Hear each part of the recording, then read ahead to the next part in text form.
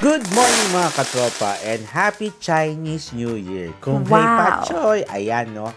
At ngayong Chinese New Year, sasabihin ko na ang secret ko, di ba? Ano bang secret? Hindi yung magsayaw ng apate, o di ba? Apate ba yan? At itong secret door ang sinasabi ko. Kasi ang dami natin nakikita sa mga TikTok na ang daming gumagawa ng mga secret door. Kaya naisipan kong gumawa din ng secret, di ba?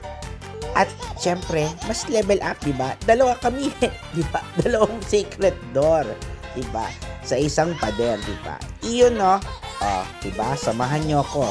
At tingnan natin kung paano ko ginawa 'to mga 5 days ago, 'di ba? Iyon no. Happy Chinese New Year. And let's watch it. Yun no.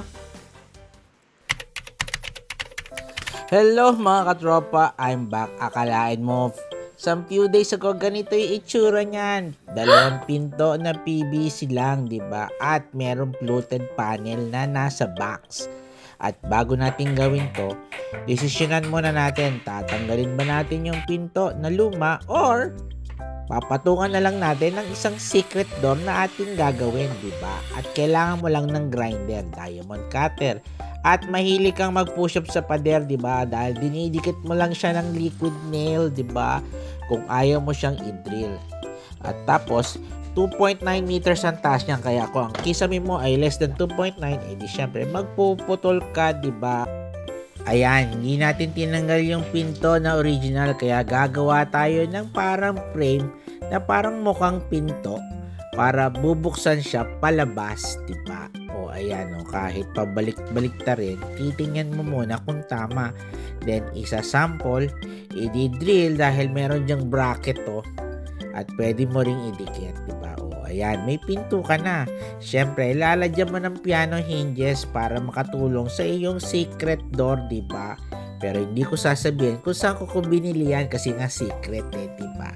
But anyway, so yan, kinakasan na natin yung secret door. Oo, nawala naman. Mukhang, hinahanap mo na yung kasama mo, diba? O, wala dyan. Tingnan mo sa ilalim kung nasa ano.